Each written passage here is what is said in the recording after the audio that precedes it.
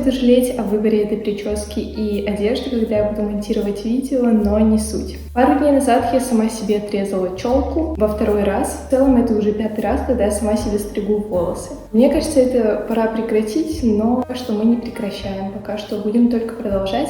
Все неважно, переходим к сути самого ролика. Я не знаю, как вы попали на это видео. Возможно, вы давно подписаны на мой канал, скорее всего, вы просто меня знаете лично, либо же вы набрали в поиске что-то о Чехии и вам выдало это видео. Меня зовут Катя, мне 18 лет, почти 19, и я сейчас нахожусь в Праге, в Чехии. Я буду здесь учиться в университете следующие несколько лет. Моя дорога обучения в Чехии достаточно классическая, то есть я приехала сюда после 11 класса, и сейчас я на языковых курсах, которые длятся весь учебный год. Ты ходишь каждый день, учишь чешский, а затем поступаешь в университет. У меня, например, вступительные экзамены будут в июне.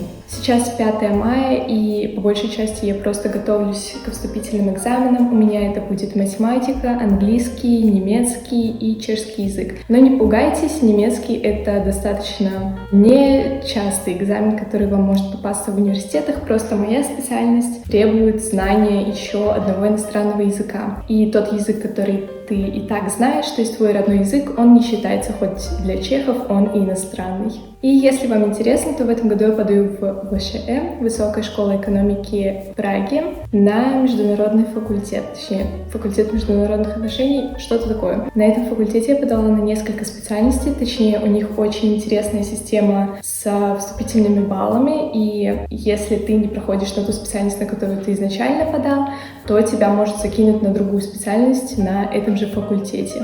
Все зависит от того, какой балловый порог будет установлен и сколько людей успешно пройдет на какие специальности. И из-за того, что я не на 100% уверена в своем немецком, я еще подала на другой факультет, на специальность, где не надо сдавать немецкий. То есть там будет все абсолютно то же самое, английский, математика и чешский, но не будет немецкого. Ну и как вторая подстраховка я подала документы еще во второй университет, где и вовсе нет вступительных экзаменов. Но хотелось бы сказать, что ВШЭ — это тоже не мой конечный выбор, и в будущем я вижу себя в совсем другой сфере. Поэтому посмотрим, как сложится жизнь и куда меня в итоге занесет.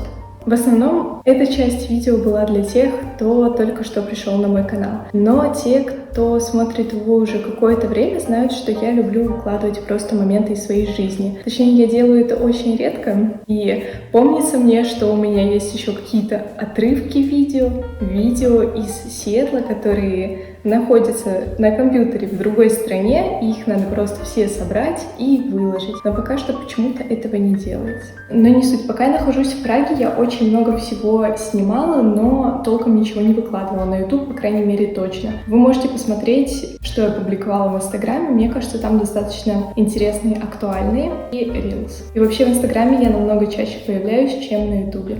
Просто чтобы вы знали. И дальше в этом видео я бы хотела вам показать хотя бы что-то из тех видео, что я снимала за последнее время. При монтаже я решу, что именно это будет. Но в любом случае, приятного вам просмотра и спасибо, что смотрите мои видео.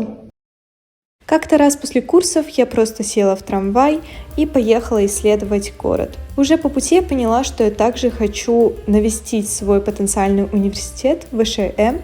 И сейчас на экране вы, кстати, можете видеть, как примерно выглядят улицы вокруг него. А это, кстати, скульптура Винстона Черчилля, которая находится возле одного из зданий университета. Я точно не знаю, что я пыталась здесь заснять, но во всяком случае я сидела на скамейке, смотрела на голубя, на проходящих мимо людей и в целом просто впитывала в себя всю эту учебную атмосферу и думала, что мне делать дальше. Ну а затем я куда-то повернула, спустилась по какой-то лестнице и неожиданно для себя оказалась на главном вокзале города. Да, такое случается, когда ты оказываешься в новом месте и еще совсем не знаешь, что и где находится, и тебе тяжело ориентироваться. Ну а дальше я снова села на случайный трамвай и уехала в центр города. Я вышла на остановке Малостранской, и почему-то мне пришло в голову, что Злата уличка должна быть где-то неподалеку. Если вы не знаете, то это одна из самых знаменитых достопримечательностей Праги, точнее, правильнее, наверное, сказать, самых раскрученных. И я там никогда еще не была и вообще не имела понятия, как до нее добираться, поэтому я открыла Google карты, и вроде бы, да, показалось, что это где-то недалеко.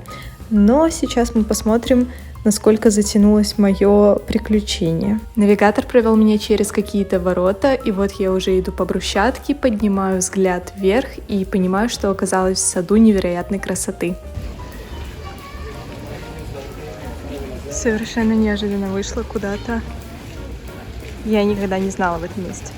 Оказалось, что это сад на территории чешского парламента, и как же все-таки круто, что можно сделать такое пространство для людей, для того, чтобы они ходили, отдыхали, наслаждались жизнью возле такого, казалось бы, административного здания. А в прудике, кстати, еще и живут милые карпы. А также любой желающий здесь может себе взять журнал с новостями Сената или брошюру с ближайшими событиями, которые будут происходить в этих зданиях. Например, концерты классической музыки. И, к слову о музыке, я вышла с территории Сената и оказалась у Чешской консерватории. И снова какая-то волшебная история о садах и воротах, но в этот раз там еще и играла классическая музыка.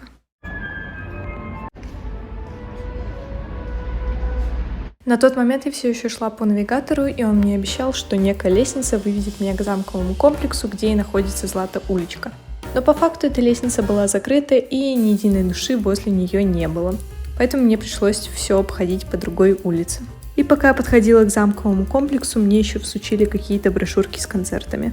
И вот я уже на месте, и случилось то, что в принципе можно было ожидать. Там было много людей, очередь, и мне расхотелось идти. Поэтому я решила, что схожу на Злату уличку когда-нибудь в другой раз.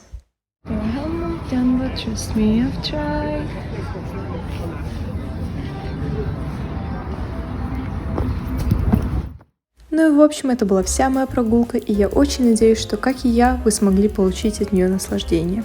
И если это так, ни в коем случае не стесняйтесь, подписывайтесь на канал, пишите комментарии, располагайтесь поудобнее и до новых встреч!